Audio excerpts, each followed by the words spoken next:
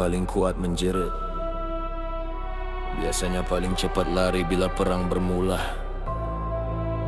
Kau sibuk mengaum tiap masa, tapi taring pun tak pernah guna. Yang banyak mengaum selalunya tidak pernah menggigit. Bising mau dihormati tapi jiwa sendiri terlalu sempit. Singa sebenar tidak perlu menjerit untuk ditakuti, kerana diamnya sahaja sudah cukup membuat seluruh rimba sunyi. Yang banyak mengaum selalunya paling haus perhatian, menyalak tentang kuasa tapi gugur bila datang ujian.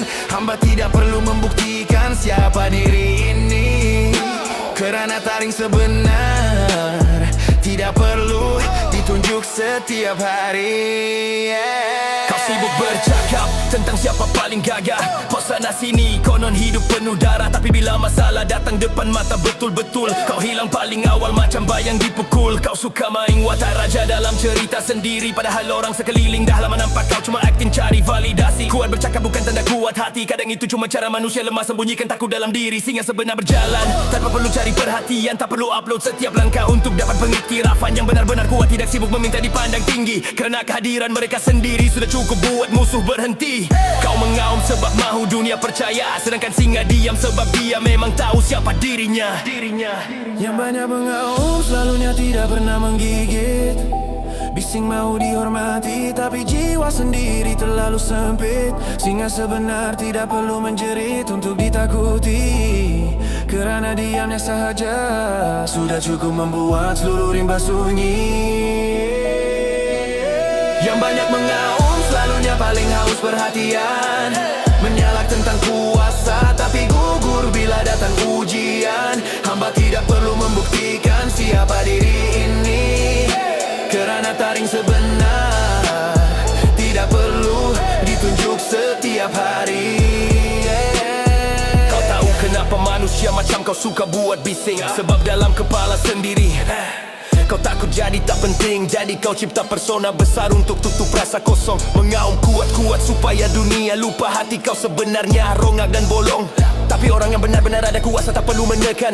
Mereka tenang sebab tak disendiri sudah cukup mengangkat kedudukan. Singa tidak berlumba dengan anjing jalanan, sebab raja sebenar tidak pernah sibuk membalas salahkan. Dan itu beza antara kami dan kau. Kami diam membina, kau bising mencari tepukan manusia yang palsu. Kau haus validasi, kami haus kemenangan. Sebab itu bila perang bermula kau jadi orang pertama tumbang. Jangan keliru antara bunyi dan kekuatan. Manusia pandai bercakap tapi kosong pegangan. Dan bila satu hari nanti hidup kau mula runtuh perlahan, barulah kau faham.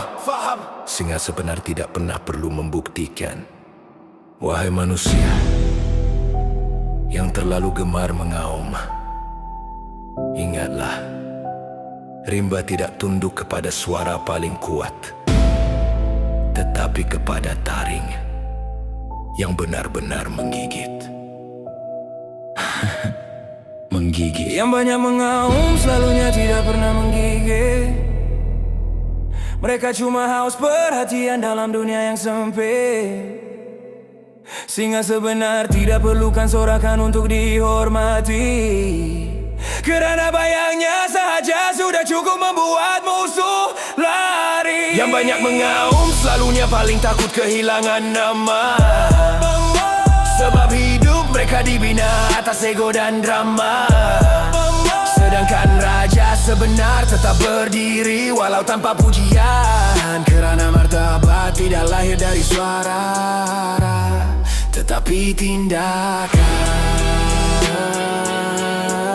Singa sebenar tidak mengaum untuk membuktikan dirinya raja.